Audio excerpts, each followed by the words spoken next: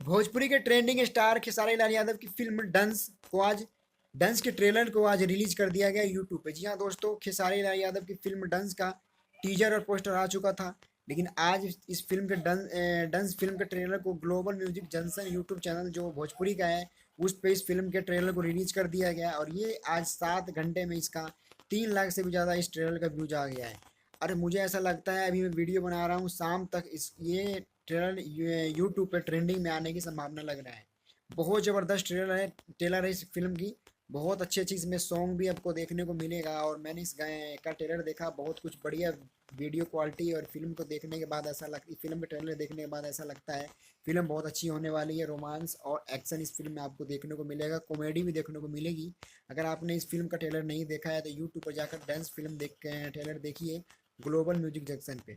बहुत अच्छी फिल्म है।